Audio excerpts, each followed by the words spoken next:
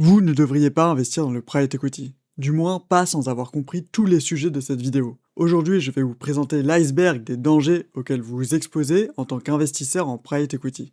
Tous les constats et méthodes présentés ne sont pas appliqués par tous les fonds, mais y investir vous y expose, et vous y êtes plus vulnérable en tant que particulier. Je vais donc volontairement adopter un ton de pamphlet sur le secteur, même s'il apporte également de bonnes choses que l'on aura l'occasion de voir dans une prochaine vidéo. On vous l'a sûrement déjà montré. Ce graphique qui dit que sur 10 ans, le private equity surperforme massivement le CAC 40, c'est la promesse que vous vendent des organismes comme France Invest ou Trade Republic, une démocratisation de l'accès au rendement des ultra-riches. Et c'est pas forcément un piège, mais ce qui est sûr, c'est que vous ne comprenez pas cet investissement. Vous comparez des rendements qui ne le sont pas et vous vous exposez à des risques allant bien plus loin que l'investissement classique. Alors sous ce graphique brillant se cache en réalité une ingénierie financière vertigineuse, conçue pour un marché institutionnel, et dont les règles n'ont pas changé parce que le ticket d'entrée a baissé. Aujourd'hui, je vais vous expliquer ce qui se cache sous la surface pour que vous ne confondiez plus une activité marketing et un alignement des intérêts. Avant de plonger dans les zones d'ombre, on va rappeler ce qu'est le private equity. D'un côté, on va avoir les LPs, les limited partners, ce sont les investisseurs institutionnels, comme des fonds de pension ou des assureurs, ou bien des particuliers comme vous. Ces LPs vont donc confier de l'argent à un general partner, un GP. Le but de ce gérant est d'acheter des parts, majoritaires ou minoritaires, d'entreprises non cotées en bourse et d'attendre qu'elles se développent, peut-être même de les restructurer pour les rendre plus rentables. À terme, le GP va revendre ses parts et essayer d'encaisser une belle plus-value. C'est l'histoire officielle du private equity. Et donc la surperformance de ce secteur s'expliquerait par deux facteurs de risque par rapport à la bourse. Et la rémunération de ces deux risques justifierait de meilleurs rendements. Le premier risque étant le fait que c'est de l'investissement sur de petites entreprises, qui sont donc par nature plus risquées, et qui devraient donc rapporter plus. Le second étant que lorsqu'on investit dans du private equity, on a un risque de liquidité. On accepte de bloquer ses fonds pendant environ une dizaine d'années pour pouvoir acheter l'entreprise, la détenir et la revendre. Et donc le fait de ne pas avoir une véritable visibilité sur l'évolution de la performance et de possibilités simples d'en sortir justifierait cette rémunération. Alors maintenant que le private equity est expliqué, plongeons sur la surface. Niveau 1, le mythe de la moyenne et le club VIP. Quand on vous vend du private equity, on vous montre souvent la moyenne historique des rendements pour vous rassurer. C'est le premier grand mensonge. En bourse, si vous achetez un ETF, vous avez la moyenne du marché. Dans le private equity, la moyenne n'existe pas. L'écart de rentabilité entre un mauvais fonds et un excellent fonds est gigantesque. Le problème, les meilleurs gérants, le fameux top quartile, sont des clubs VIP ultra sélectifs.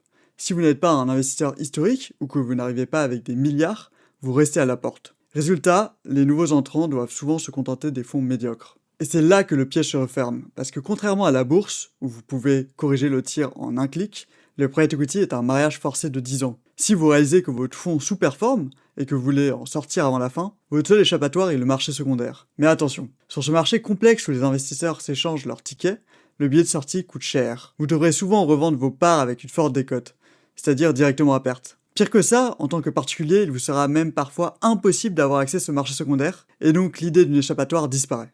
Niveau 2, le mirage de la sécurité. L'argument de vente numéro 1 des gérants, c'est que le private equity est moins risqué et moins volatile que la bourse. En tant qu'investisseur, vous adorez ça, mais c'est une illusion totale. En finance, on appelle ça le blanchiment de la volatilité. En bourse, le prix d'une action change chaque seconde, en fonction de la réalité économique. C'est le mark-to-market. Dans le private equity, les entreprises ne sont pas cotées. Alors qui fixe leur prix? Souvent le fonds lui-même, ou alors un cabinet tiers, qui va produire ce travail de réévaluation des actifs tous les trimestres, et qui n'est audité qu'une fois par an. Et cette valorisation est donnée en utilisant ses propres modèles mathématiques. C'est le mark-to-model. Sans transaction réelle, le gérant peut alors donc lisser artificiellement les baisses de valorisation. Si l'économie s'effondre, l'entreprise non cotée souffre autant que l'entreprise cotée. Mais le gérant va simplement oublier de baisser le prix dans son rapport. Pour vous, investisseur, c'est dangereux. Vous croyez que votre portefeuille est solide alors qu'en réalité, vous naviguez à l'aveugle avec des actifs qui sont surévalués et qui masqueront vos pertes futures. Pertes futures qui arriveront lors d'un audit ou lors de l'exit. Niveau 3, la manipulation du chronomètre. Si vous investissez, vous regardez la métrique reine, celle qui est mise en avant par tous les communicants, le TRI, le taux de rendement interne. C'est les fameux 14% que nous présentait France Invest. Le TRI, c'est tout simplement le rendement annuel moyen d'un investissement pendant qu'il est au travail. Mais le private equity a une mécanique bien à lui, les appels de fonds. Quand vous investissez, vous prenez un engagement, mais votre argent n'est pas directement prélevé. Le chronomètre du TRI ne se déclenche que le jour précis où les fonds sont réclamés pour acheter une entreprise. Résultat, moins votre argent est immobilisé longtemps, plus le TRI explose mathématiquement, même si votre profit réel en euros reste le même. Et c'est là qu'est le piège. Pendant tous ces mois, voire ces années où vous attendez cet appel de fonds, que fait votre argent? Vous êtes obligé de le laisser dormir sur un compte ultra liquide et peu rémunérateur. Pourquoi? Parce que si le fonds vous appelle et que vous ne pouvez pas payer, c'est le défaut. Et là, les sanctions sont impitoyables.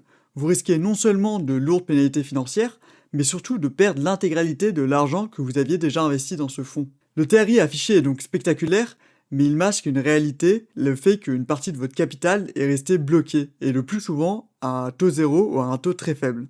Historiquement, quand le gérant achetait une boîte, il vous appelait pour demander votre argent, et pouvoir donc acheter cette entreprise. Aujourd'hui, il ne vous appelle plus. Il va secrètement emprunter de l'argent à la banque via des lignes de crédit de souscription pour faire l'achat. Pourquoi? Parce que tant qu'il n'a pas touché à votre argent, le chronomètre personnel du TRI ne se déclenche pas. Il va donc attendre 1 ou 2 ans et vous demander l'argent juste avant de revendre l'entreprise. Résultat, pour vous investisseurs, le gérant peut afficher un TRI dopé artificiellement. Dans certaines études, on peut voir que c'est allé jusqu'à doper de 3 points le pourcentage de rendement d'un fonds, et il se vend d'être un génie pour pouvoir attirer de nouveaux clients. Mais vous payez réellement les intérêts des prêts bancaires qu'il a fait pour doper ce TRI, et ça vous ampute une rentabilité réelle, en plus de vous présenter un TRI trompeur. En fait, ce qu'il faut bien comprendre, c'est que pour qu'un TRI affiché de 15% soit réel par rapport à un placement en bourse, cela sous-entend que l'argent qui patiente sur votre compte, le temps qu'il soit appelé, génère lui aussi 15%.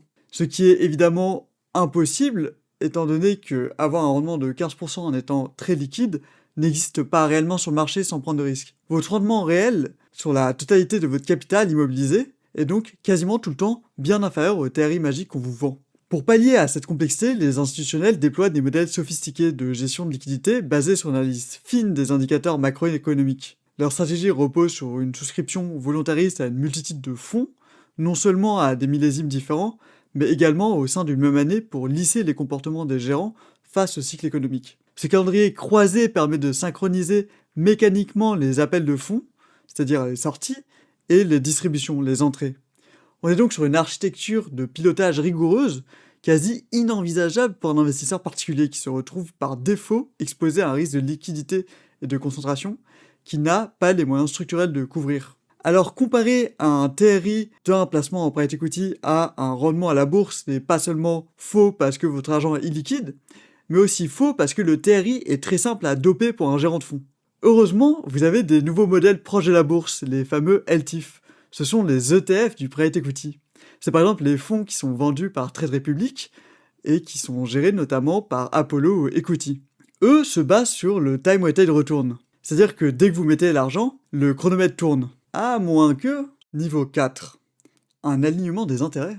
La promesse initiale du private equity, c'est un alignement des intérêts. Le gérant va se rémunérer selon 2 branches. La première, c'est une rémunération fixe. C'est 2% du montant géré. Alors, le terme montant géré est en fait assez flou et va varier selon les fonds et aussi la durée de vie d'un fonds. Généralement, un fonds va déployer de l'argent pendant 2 à 3 ans et donc va d'abord toucher ses frais de gestion sur le total de l'engagement des LPs. Si par exemple le fonds a levé 300 millions, il va toucher les 2% sur ces 300 millions. À l'issue de cette phase de déploiement, le fonds va avoir acheté des actifs, il va avoir déployé cet argent. Et donc pendant les 5 à 7 années qui vont suivre, le fonds va toucher 2% de cet argent qui a été dépensé, qui a été investi. La seconde forme de rémunération est la rémunération sur la performance. Alors là, c'est assez variable selon les fonds. En général, on a ce qu'on appelle un hurdle rate, qui est une sorte de taux de TRI qui doit être atteint. Et une fois qu'il est atteint, les profits excédentaires vont être distribués de manière un peu favorable au fonds avec le fameux carré d'intérêt qui tourne aux alentours de 20% de la surperformance. Mais on aura le temps d'étudier ça plus longuement dans la vidéo. Alors revenons sur nos frais fixes. Après la période d'investissement, les fonds touchent donc 2% du montant géré en frais fixes. L'argent non placé est considéré comme perdu pour le fonds. S'il a levé 300 millions mais que dans la phase de déploiement, il n'arrive qu'à acheter 250 millions d'actifs, alors sur les 7 années qui vont suivre, il n'aura pas ces 2% sur les 50 millions de différence. Les LPs lui ont fait confiance et ont immobilisé de l'argent qu'il n'a pas su placer. C'est un très mauvais signe pour un gérant de fonds.